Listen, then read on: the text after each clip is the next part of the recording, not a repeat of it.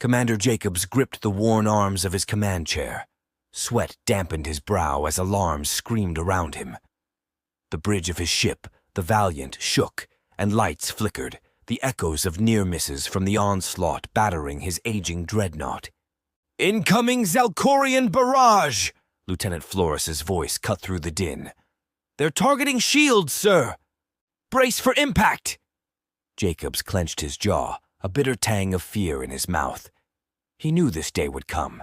It always did. But it was no less horrifying, watching his crew push to the brink. The Valiant was one of the few relics Earth had left. Old, slow, her power more like a sputtering flame compared to the starfire of the aliens. Every battle was a fight for survival against impossible odds. The Zalkorian Empire had swept across the galaxy with contemptuous ease, their gleaming ships slicing through planets like knives through butter. Humanity, with its clumsy projectiles and limited tech, was a stubborn speck in their eye. "Shields down to 15%! Multiple hull breaches!"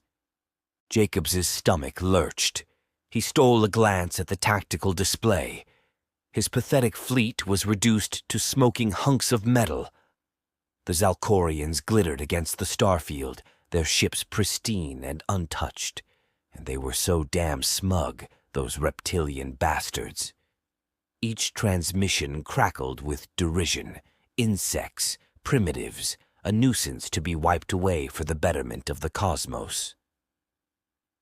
"Captain! They're hailing us!" Flores gasped. They want our surrender!" A bitter laugh caught in Jacob's throat. Surrender to the things that had glassed his homeworld, that had sent his family screaming into the void of space? He spat. "Open a channel!" The communication screen flickered. A Zalkorian admiral filled the display, its scaled features twisted into an arrogant sneer. "Human!" Its voice was a sibilant hiss. "Is this your last stand? A pathetic, futile gesture?"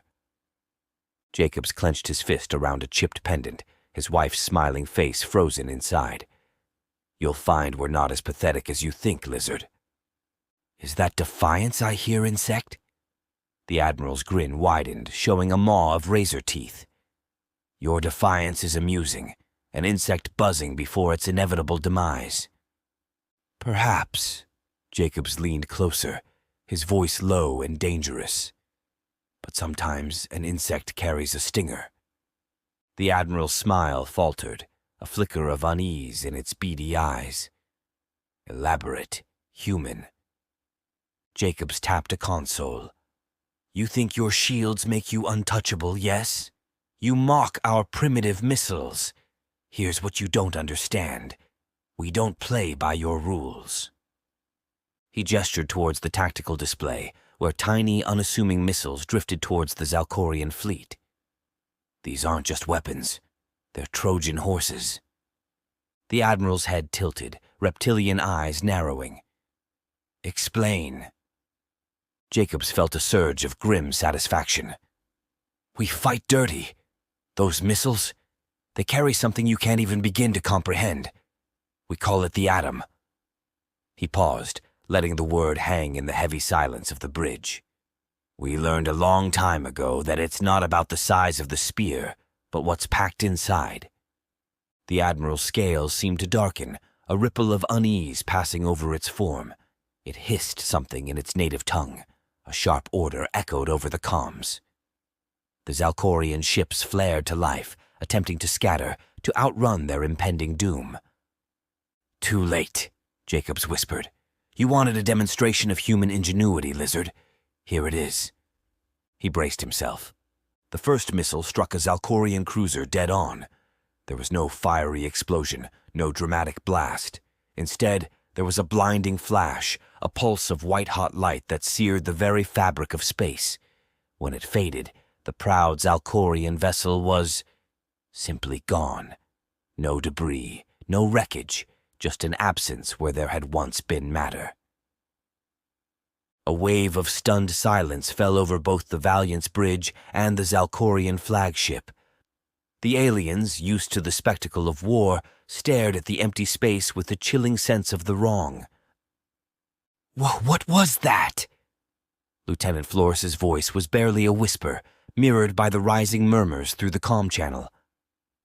That, Jacobs's voice was hoarse with a dark sort of triumph, was just the beginning. The missiles were slow, primitive things by Zalkorian standards, but they were also relentless. One by one, they struck like silent vipers. Each detonation was the same. The flash, the erasure, the chilling vacuum left in their wake. Zalkorian shields designed to repel energy blasts and plasma cannons were useless against an enemy that simply unmade reality at its core. Panic spread through the Zalkorian ranks, their formations disintegrated, their sleek ships twisting in desperate, erratic flight patterns. The Admiral's voice rose to a screech, no longer smug, but filled with alien terror. "Chaos," Jacobs breathed, a savage grin spreading across his face. "Beautiful, glorious chaos." Humanity might lack the technological edge, but in that moment, they held an advantage far more dangerous, the will to use absolutely anything. Jacobs had lived his whole life under the shadow of annihilation. The aliens? They'd never faced an enemy that preferred to burn the damn galaxy down with them rather than be defeated. The battle raged on, but the tide had irrevocably turned. Zalkorian ships blinked out of existence, their terrified cries for mercy lost in the void.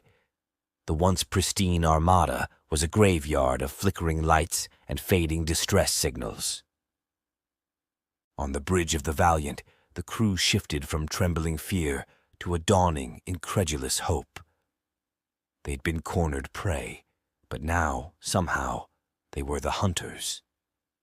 And the Zalkorians, so used to absolute power, were crumbling before a weapon they dismissed as laughably primitive. It was ugly and brutal, a far cry from the clean, civilized warfare the Zalkorians expected. But it was working. The Admiral's voice surged over the comms, desperate for escape. "Cease fire! Cease fire, human! We can negotiate! A treaty! Resources! Whatever you want!"